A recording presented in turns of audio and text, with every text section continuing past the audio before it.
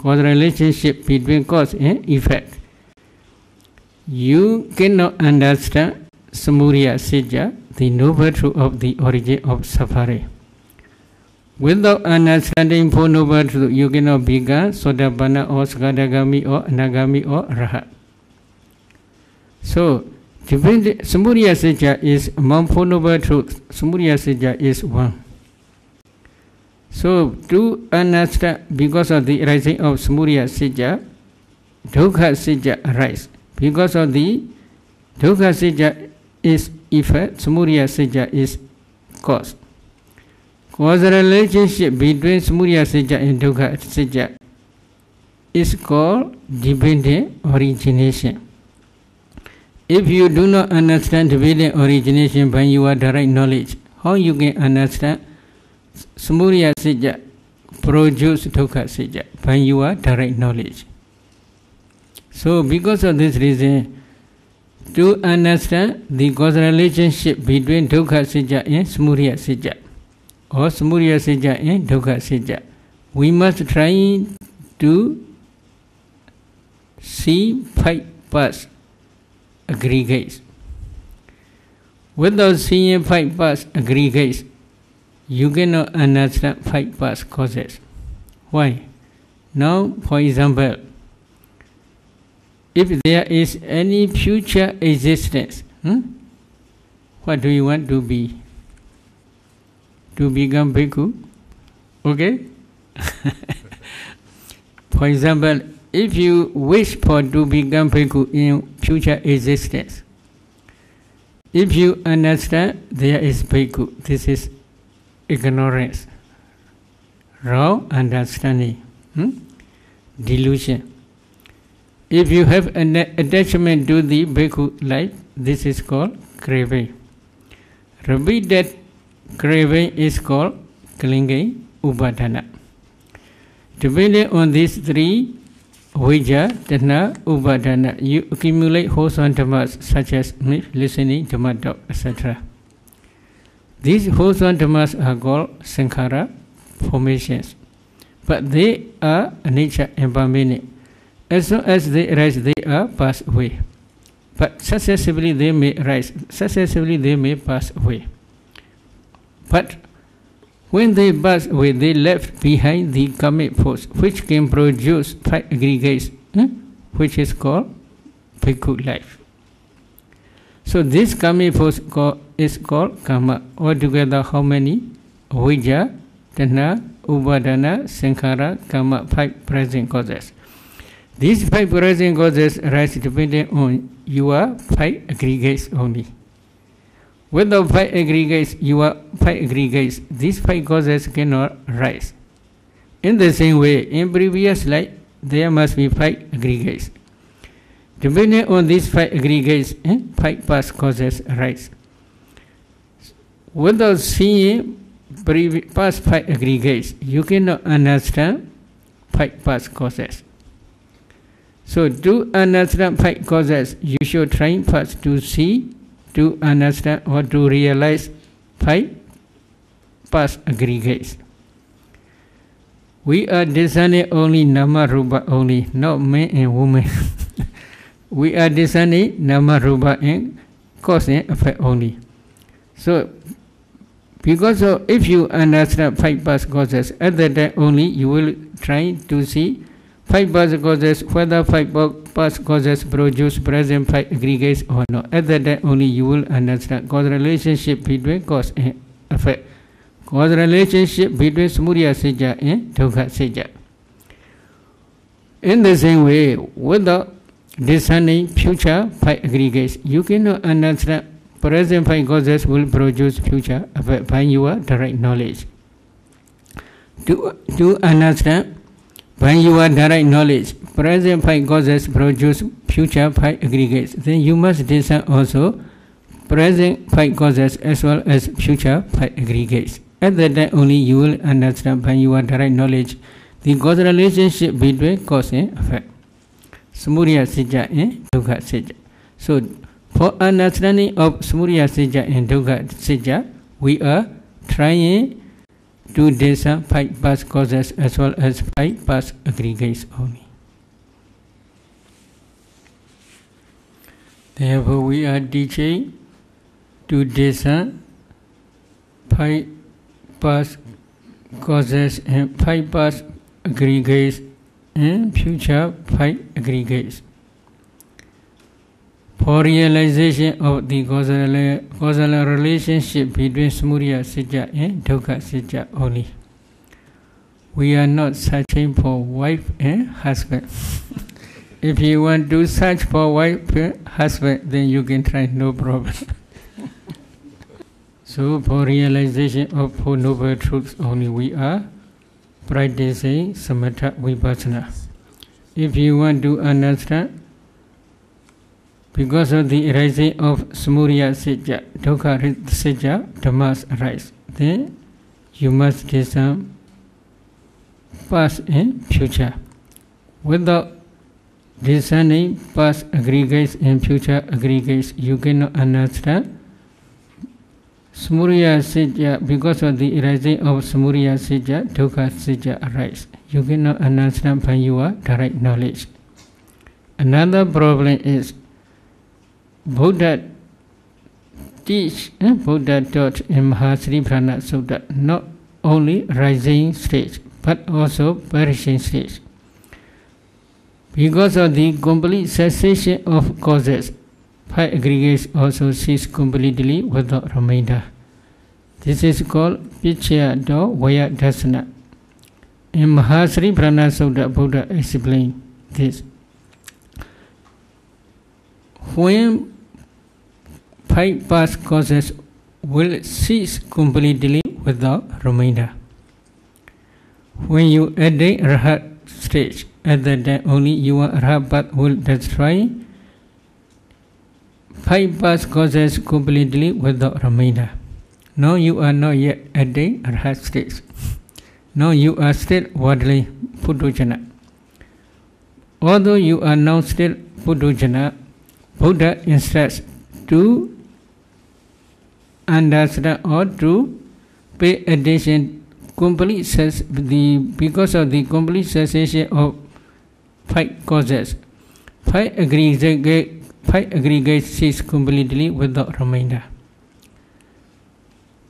While you are practicing Udiyabhya Jnana Vipassana insight knowledge stage, you must practice this way. So, without discerning future 5 aggregates, you cannot understand. Because of the complete cessation of 5 causes, 5 aggregates also cease completely without remainder. When it will cease without remainder, if you attain Pranibhana, at that time only 5 aggregates will cease completely without remainder. Now you are not yet attained Pranibhana. So because of this reason, future for understanding of this cessation, 2 types of cessation, future also necessary. You must also discern future 5 aggregates. So therefore, if you want to practice Samatha Vipassana diligently in the right way, you should also try to understand Mahasatipatthana Sutta. There are many translations now. You should try to understand this, depending on these translations, what is Samatha, what is Vipassana, how we should practice Samatha, Vipassana, etc. May you realize Nibbana very soon. 现在分享功。 Idame Bonya Aswakaya Waha Hodu Idame Bonya Nibbana Sa Pachayo Hodu Idame Bonya Sabha Sadhana Pajema Tisabe Mesama Punya Baga Labandu Sadhu Sadhu Sadhu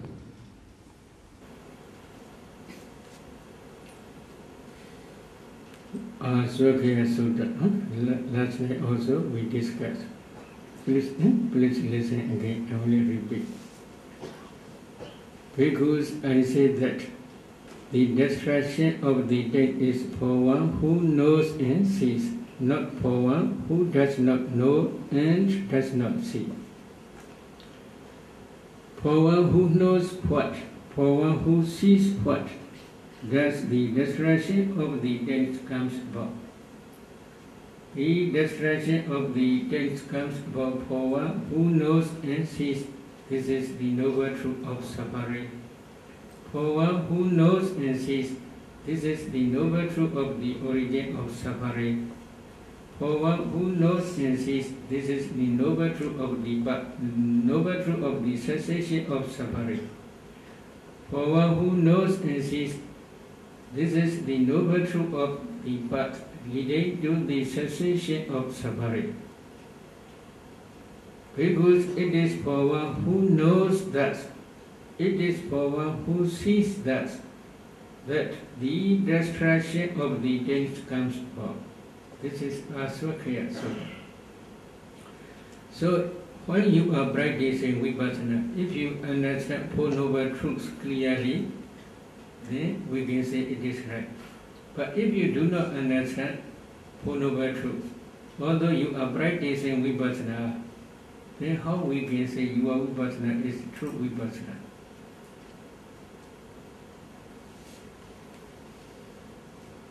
What is noble truth of suffering? We had explained, but I want to explain again. Five aggregate subject to clinging are noble truth of suffering. What are five aggregates subject to clinging? What are five aggregates of clinging? Or what are five clinging aggregates? If you learn Dhamma thoroughly, then you can easily understand what are five clinging aggregates. So, without understanding Dhamma, if you practice Vipassana, sometimes your Vipassana may be not real Vipassana, maybe artificial Vipassana. In the same way, what is noble truth of the origin of suffering?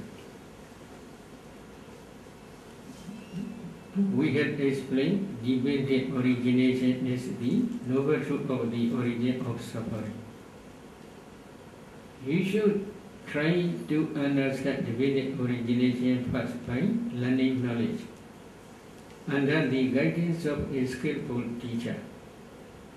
Then, while you are practicing Vipassana, if you understand the dependent origination by your direct knowledge, we can say your Vipassana is true. But if you do not understand dependent origination, how we can say your Vipassana is true? So this is problem. So what is ultimate materiality? What is ultimate mentality? If you had enough Dhamma knowledge, then you will understand, according to Buddha's teaching, materiality is arises as a small particles. There are different types of small particles. If we analyze these small particles, at that only we can understand ultimate materiality. These are the object of Vipassana, etc. In this way you will understand. So, better way is you should read suttas as well as you should learn Dhamma also, if you want to understand the true Vipassana. In the same way, if you want to understand Four Noble Truths, how you should try? There is one sutta in Sitya Sanyutta, number 1, first sutta, Samadhi Sutta. Buddha says in that sutta, Samadhi bhikkhve bhaveta, Samadhi do bhikkhve bhikkhu yatha buddham vajanati. Bhikkhus develop concentration. A bhikkhu who has concentrated mind understands the Dhammas as they really are. What does he understand as it really is? He understands as it really is, this is the noble truth of suffering. He understands as it really is, this is the noble truth of the origin of suffering. He understands as it really is, this is the noble truth of cessation of suffering. He understands as it really is, this is the noble truth of the path, leading to the cessation of suffering. So therefore bhikkhus develop concentration. A bhikkhu who has concentrated mind understands the Dhammas as they really are. In this way Buddha taught. If you have enough confidence in Buddha and as well as his teaching, then you should practice according to these instructions. If you reject samatha, this is the problem for you. Because samatha meditation produces deeper and higher concentration. Without concentrated mind, you cannot see ultimate materiality, ultimate mentality and their causes. These ultimate materiality, ultimate mentality and their causes are the object of vipassana. Without understanding the object of vipassana, if you practice vipassana, your vipassana is not true vipassana. So to penetrate ultimate materiality, ultimate mentality and their causes, you should practice samatha or you should try concentration practice. Concentrated mind can see Four Noble Truths as they really are.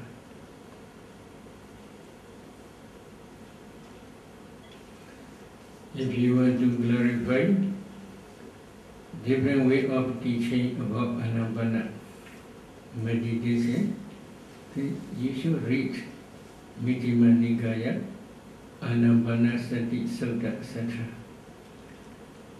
These suttas are the instruments to measure what is true, what is not true, what is right, what is wrong.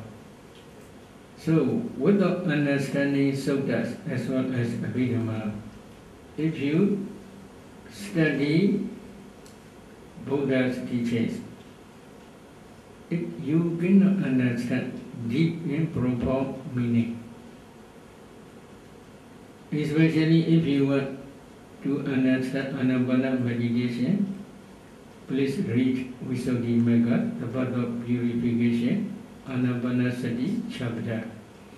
In that chapter, commentator composed different teachings of Buddha and explained the meanings of the Buddha, how to practice Anapanasati meditation. So such books are reliable books. You should read these books, it is better. So there are, according to Buddha's teaching, there are 20 types of ultimate realities. While you are practicing vipassana, you should ask to yourself whether I understand 28 types of materiality by my own direct knowledge. Then you can easily understand.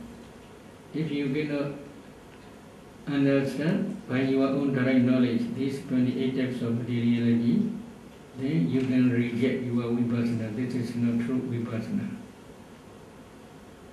But according to Buddha's teaching, this ultimate materiality rises as a small particles. So first you must try to see small particles. Secondly, you must try to analyze these small particles. When you are practicing vipassana, if you do not see small particles, or if you cannot analyze these small particles, you can say that you are not understanding the ultimate materiality. This ultimate materiality is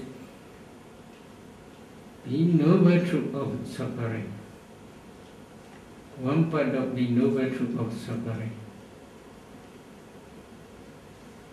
In the same way, if you do not understand ultimate mentality by your direct knowledge, you can say that you are not practicing real vipassana.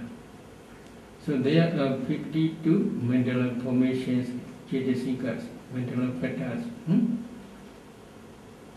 How they arise? If you do not understand these 52 mental fetters as well as how they arise, then your vipassana will be only just superficial. In the same way, second noble truth is the dependent origination. If you do not understand past causes produce present effect, present causes will produce future effect, then we can say that you do not understand dependent origination by your direct knowledge. If you do not understand dependent origination by your direct knowledge, then we can say that you are not understanding the noble truth of the origin of suffering, samudaya satya. Without understanding the noble truth of the suffering, dukkha satya, and without understanding the noble truth of the origin of suffering, samudaya satya, if you practice vipassana, your vipassana is not real vipassana. Why? If you contemplate these two noble truth dhammas, this is they are ultimate materiality, ultimate mentality, and their causes. If you contemplate these formations, sankharas, as anicca, dukkha, anatta, that such type of contemplation is called vipassana only. So without understanding, if you practice, without understanding these two noble truths, if you practice vipassana, your vipassana is not real vipassana. Is some of the meditation teachers directly or indirectly claims that they have attained sainthood, they are Arya, and then they have attained psychic power, opinion. Then could the sadhaka please give us advice on how to know that the attainment is real or not? If you discuss with them, if they understand Four Noble Truths, and they are of direct knowledge, then we can say it is real noble one. But if they do not understand about Four Noble Truths, but they are of direct knowledge, how we can say this is noble one? So these Four Noble Truths are the instrument to measure one person whether he is noble one or not. Such power is very difficult to say. Nowadays it will be very difficult to possess such power, such as especially reading others' mind.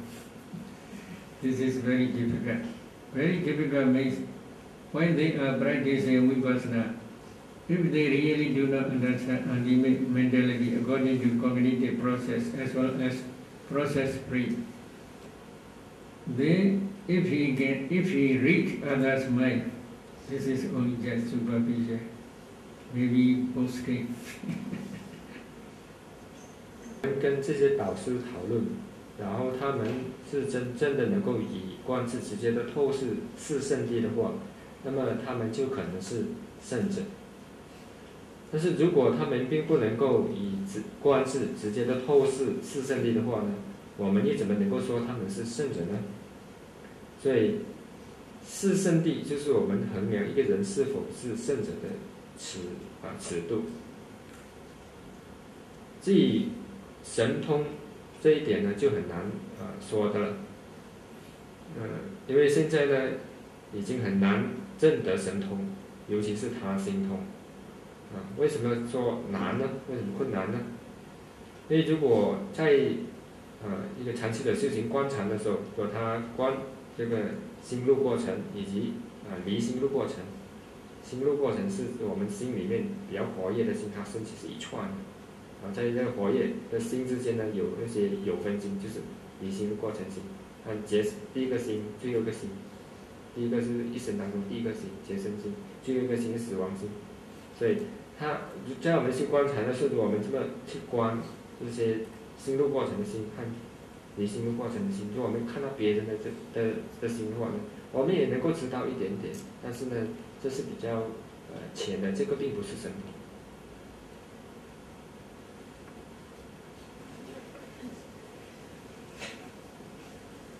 According to Buddha's teaching, if you became arhat, then you will understand another person will be arhat or not. But if you possess the such power which can reach others' mind only. So, real understanding, one is arhat. It is not easy. But if you have enough confidence, or this noble Mahathira is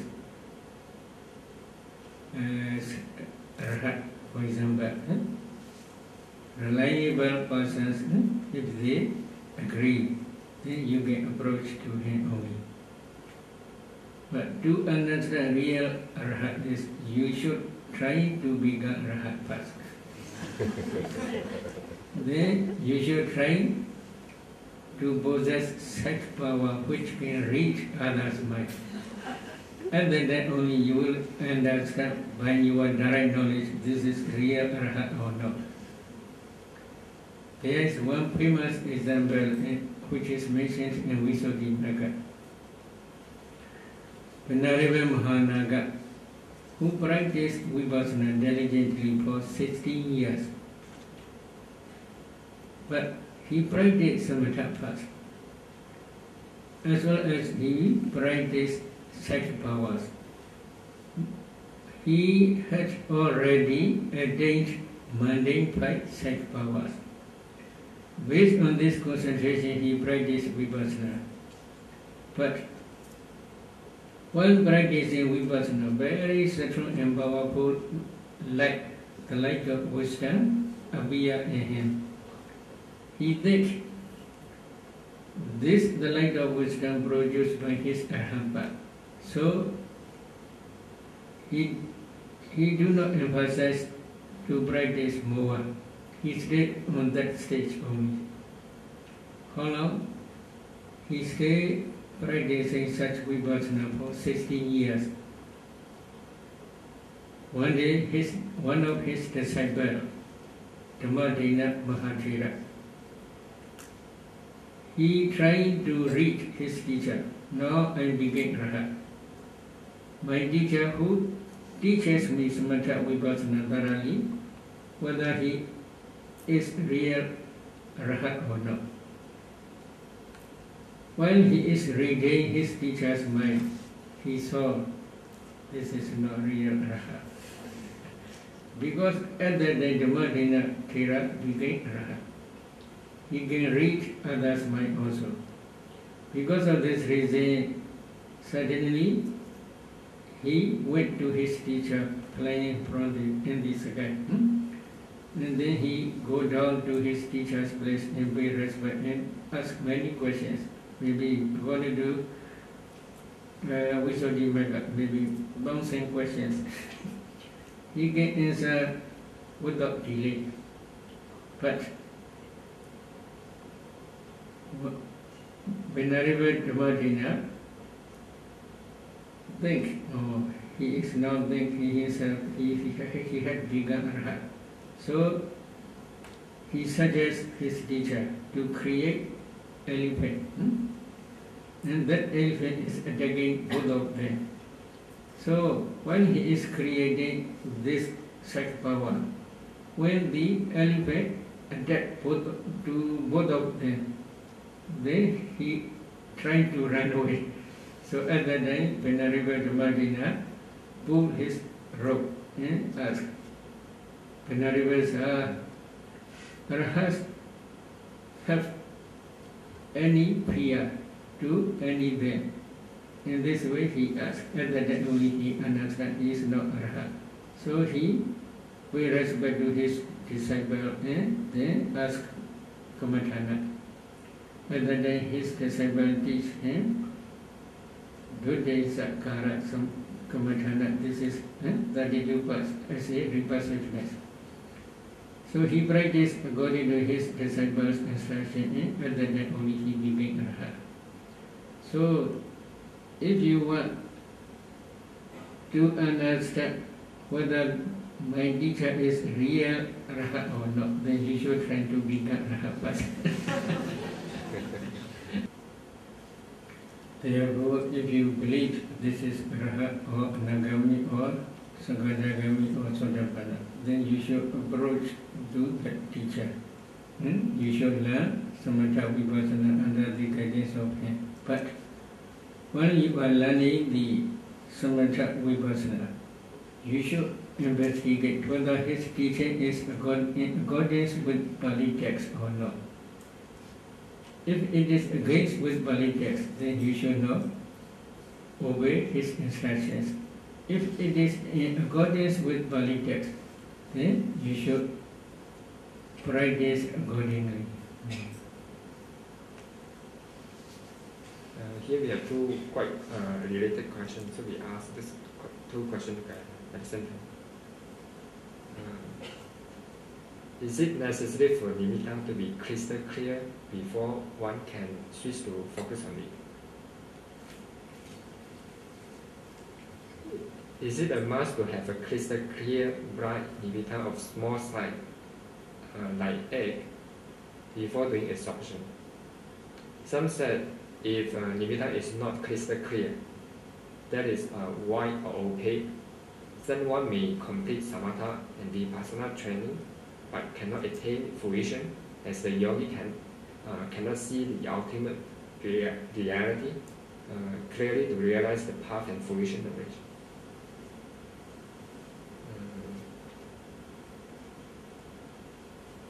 The first question is it necessary for the nimitta to be crystal clear before we can concentrate on it? Crystal clear. Maybe crystal clear means transparent bright nimitta.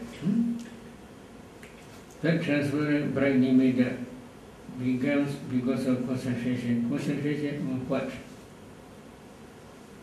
Before that transparent nimitta stage, the transparent and bright nimitta is called Patibhaga nimitta, counterpart sign. Before counterpart sign stage, there is Ugaha nimitta, landing sign. Ugaha nimitta is usually white color like cotton wool. If you can concentrate on that white color cotton wool nimitta, Ugaha nimitta, when your concentration deep enough, at that time only white cotton wool color will change into crystal, bright, brilliant nimitta.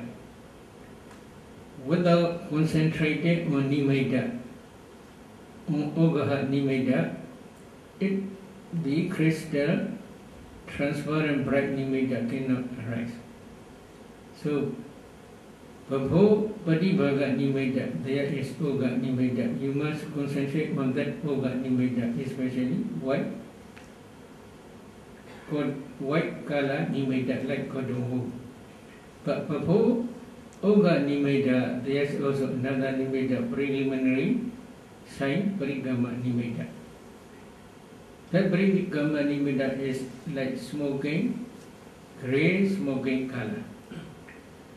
On that Parigama nimitta, you must concentrate. But that Parigama nimitta must be unified with your breath. If the breath and Parigama nimitta become same, at that time only you should concentrate on the Parigama nimitta, grey smoking color nimitta. When your concentration deep enough, at that time, grey smoking color nimitta will change into Ugaha nimitta, white color nimitta like cotton wool. Again, if you can concentrate on that Ugaha nimitta, then when your concentration deep enough, at that time only that white color Ugaha nimitta will change into transparent and bright nimitta, Patibhaga nimitta. So, after concentration enough, at that time only you must focus on the Patibhaga nimitta. It is not true. Systematically, you must concentrate on the Parigama Nimitta, then Uga Nimitta, then Parivaga Nimitta only. Nimitta, counterpart sign. No? Counterpart sign must be clear, transparent, and bright. It is true. But for some meditators, this nimitta must be small. If the nimitta becomes small, their concentration becomes deeper and deeper. For some meditators, although they concentrate on the center of nimitta, but nimitta becomes bigger and bigger. At that time, they try to reduce their nimitta. This is problem. Although they reduce to become small, then very soon when they concentrate on the nimitta, then it will become bigger and bigger. So because of this reason, whether nimitta is big or small, no problem. For children, small quantity of food they can swallow. For adults, little bit bigger, they can swallow. In the same way, for some meditators, if nimitta is little bit big, their concentration is begun deeper and deeper. But for some meditators, their nimitta becomes small, then their concentration becomes deeper and deeper. But a meditator should not try to make the small or to make the nimitta small or to make the nimitta bigger. How they should practice? He should practice to concentrate on the center of nimitta, or maybe a little bit bigger area of nimitta only. According to his own desire, he can try. If a little bit bigger area is better, then he can try to concentrate on that nimitta, on the little bit bigger area. But small area is better for him, then he can concentrate on the small area only. He should not try to make the nimittas to become small or to become bigger. It is not necessary to do like that. Just concentrate on one point or a little bit bigger point. This is his responsibility. While he is concentrating on that nimitta, then when his concentration becomes deeper and deeper, then full absorption will arise.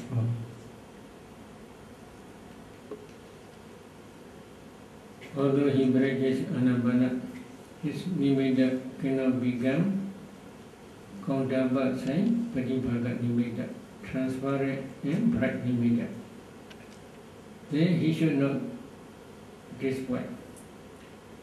He should change to other samatha meditation subjects such as Nadidupa.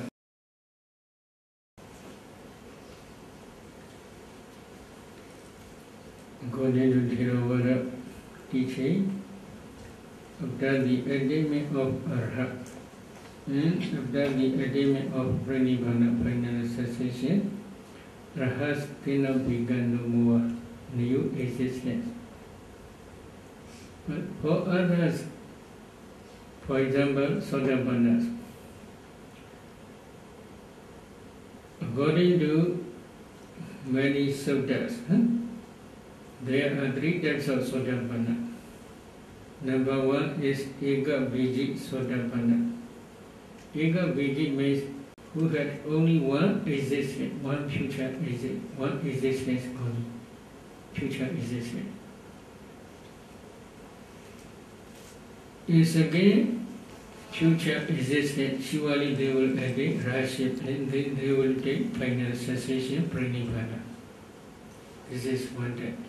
Another type of Sotapanna is Kola Sotapanna. Kola Sotapanna means from one life to another, they may go new existence from one life after another life.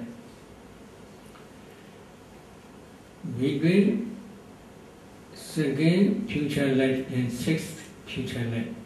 So they have opportunity 7 and 6 future existence. Such type of Sotapanna are called Kola Sotapanna. In second future life or third future life or fourth or fifth or sixth future life, surely they will attain Rashid and they will take final Prinibbana, final cessation. Number 3 Sotapanna is Sajakatu Brahma Sotapanna. Sajakatu Brahma Sotapanna has opportunity to be reborn new future existence for 7 times. Not more than 7 times. At 7th future life, they will surely attain Rashid and they will take Pranibbana, final cessation. Another one is Sagadagami Vaspradana. Sagadagami has 4 sons. Sagadagamis have 1 chance to be reborn as a human being in future existence. But they also will become Rahat within few lives. They will take Pranibbana, final cessation. Another noble one is Anagami, Radhana. If they practice Vipassana, Samatha Vipassana diligently in this human life, and if they begin Anagami, if there is any future existence, they will reborn in Brahma only. When they reborn in Brahma, they will never reborn again in Deva world as well as in this human world. They will take Pranibbana in Brahma only.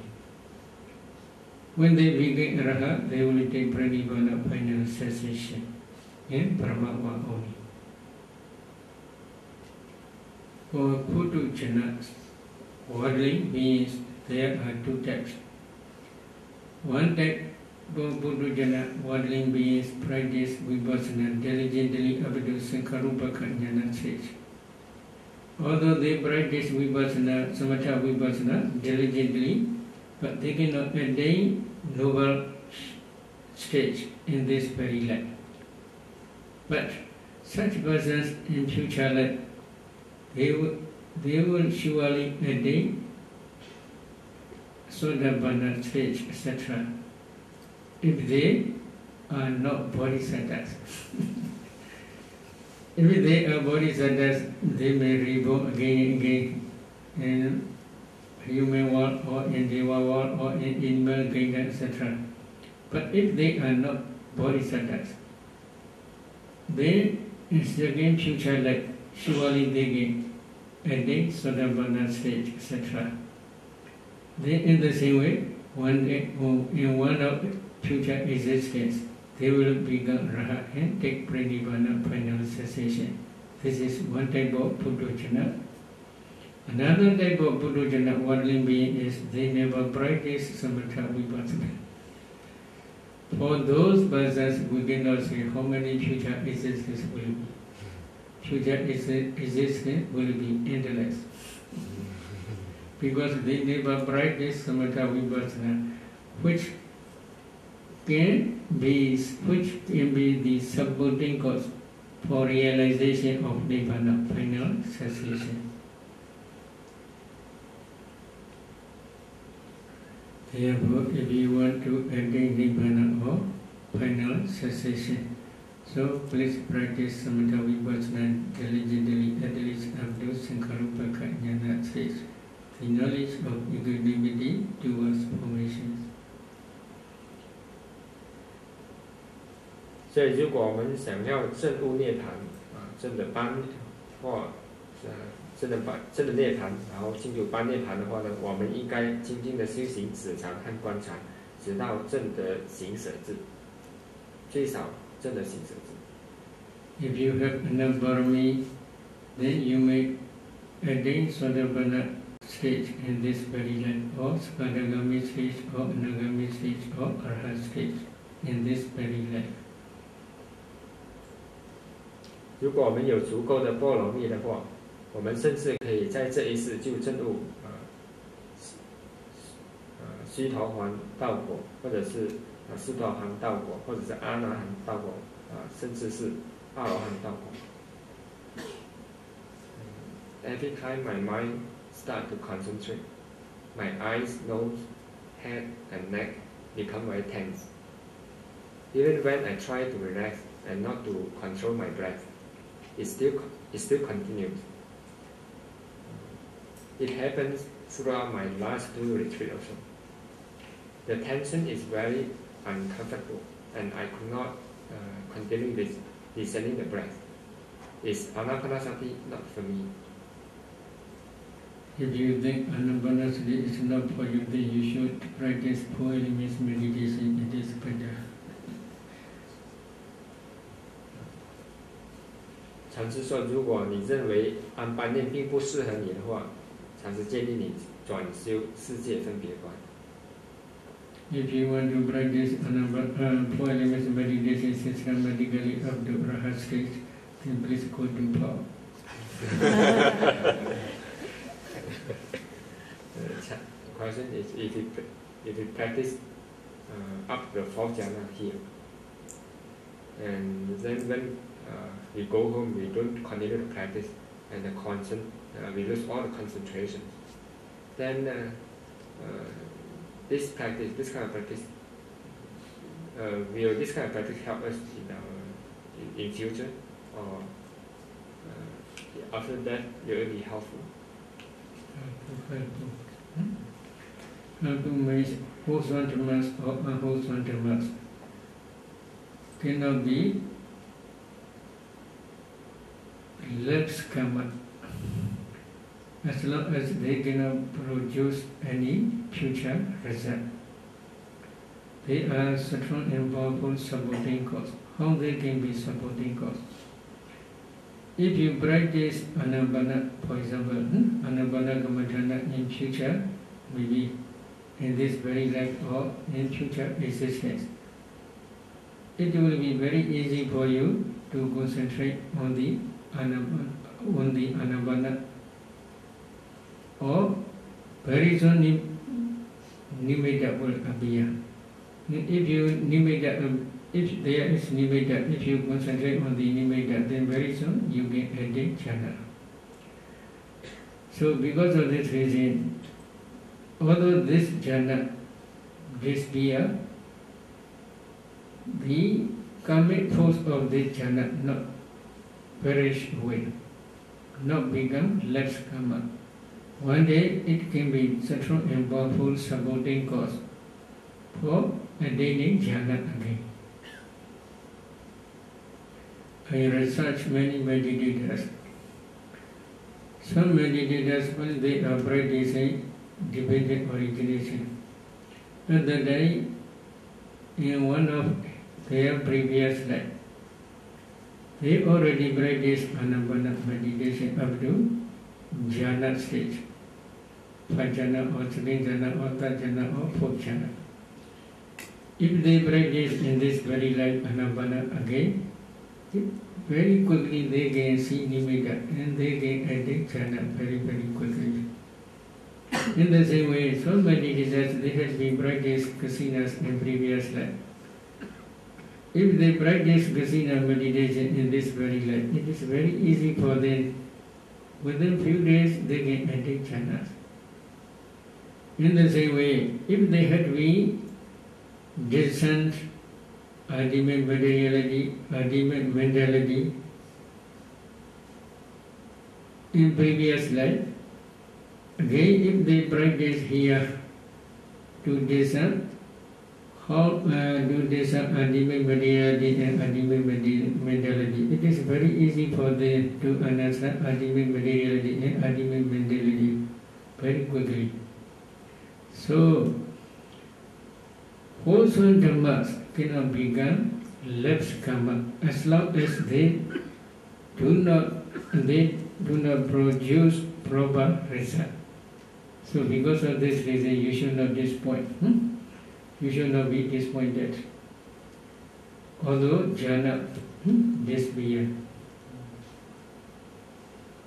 Sayadaw, please explain how did the Buddha enter Pali Nibbana, the jhana he went into. Thank you very much. If you please try to read Mahaparinibbana Sutta, it is better, you will understand the detail. According to Mahaparinibbana Sutta's explanation, Buddha practiced thinkingness in 8 elements forward and backward again and again. When he reached 4th jhana stage, again, and then he took Parinibbana. This is mentioned. But according to some suttas, while he is ready to take Parinibbana, at that day his mind is inclined to the Nibbana object. Inclining or trying to see Nibbana, and then he took Parinibbana.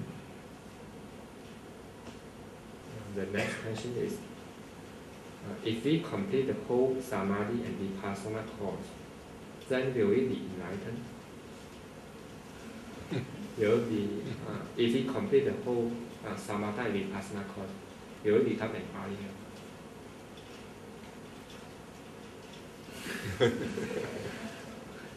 Maybe if you practice Vipassana up to Sankarupaka stage only, then we cannot say this is complete Vipassana. If you continue up to Path and Fruition knowledge stage, at that time we can say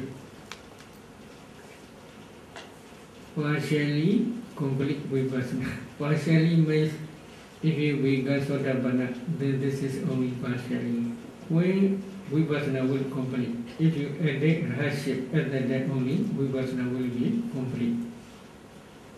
So because of this reason, if you realize Nibbana by Sotapatti Path and Fruition knowledge, then you can become only Sotapanna only. But without realizing, if you although you practice Vipassana up to Sankalpa stage, you cannot realize Nibbana, then you cannot become Sotapanna or noble one. The next question is, what should we do at the near-death moment? What should we do at Marana-sama moment? The best way is you should practice Vipassana. This is very good. In time of death, if you practice Vipassana still, for example, you are contemplating ultimate materiality or ultimate mentality as nature or dukkha or anatta. At the day that appears, this is very good. Very good means you are Maranasana Javana. That proximate impulsion, mind movement, will take the nature or dukkha or anatta nature of these formations. Because of this reason, in future existence, depending on your own desire, you may reborn in one of Deva planes. If you reborn in Deva planes, this is spontaneous reborn, spontaneous rebirth only. If you rebirth spontaneously in one of Deva plane, if you reborn spontaneously in one of Deva plane, in that Deva life, Padisandhi consciousness, Path linking mind moment, Bhuanga consciousness, life continuum, and Shuddhi consciousness, death consciousness mind moment. These three types of mind moments will also take the nature or dukkha or anatta nature of these formations, which already realized by your death proximate embarrassing mind moment in previous life. So because of this reason, in Deva when he reflects formations as anicca, dukkha, anatta, he can quickly attain nibbana. This is mentioned in Sotanugata Sutta of Anguttara Nikaya, Chattoka Nibbana, 4th chapter. However, if you have enough parami, if you practice vipassana up to near that moment diligently, depending on your parami, you may attain Sotapanna stage or any noble one stage. So, because of this reason, propose that if you practice vipassana diligently, it is better. If you have no vipassana, you cannot practice vipassana in the right way.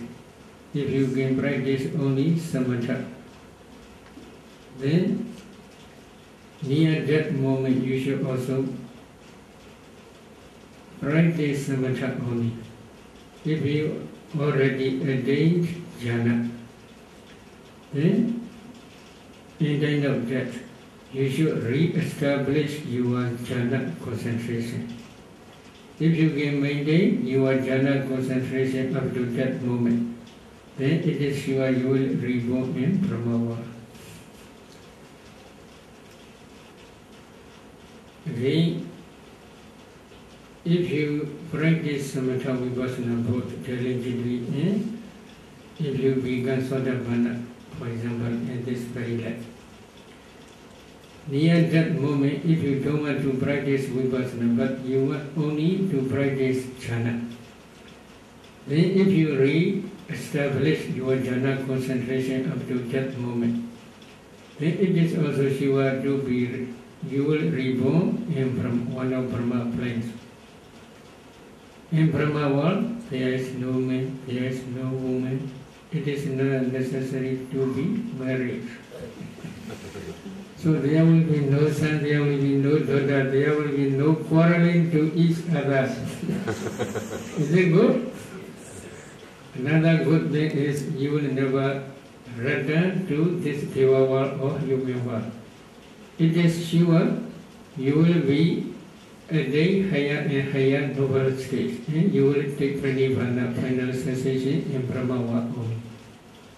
It is sure, definite.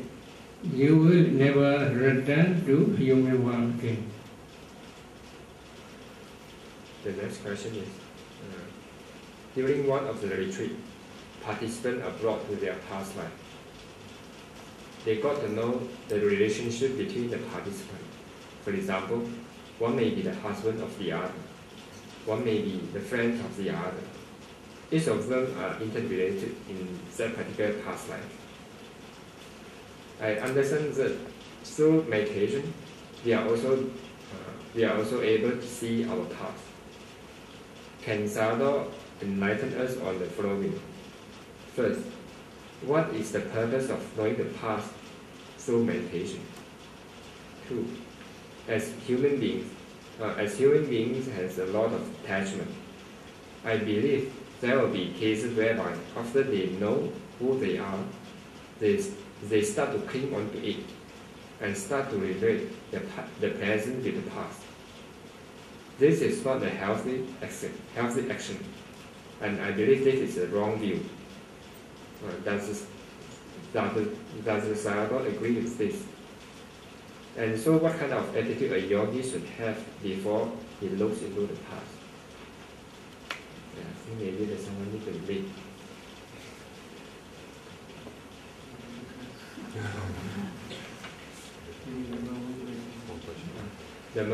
The question number 1 is, what is the purpose of doing the past through meditation? We had explained, without understanding full words, you cannot attain Sotapanna stage or Sagadagami or Nagami or Arhat stage. Do you agree? If you agree, what is the noble truth of the origin of suffering? I had explained already. Dependent origination is the noble truth of the origin of suffering. This is taught by the Buddha in Tikayana Sutta of Anguttara Nikaya. Tika Nibbana. If you have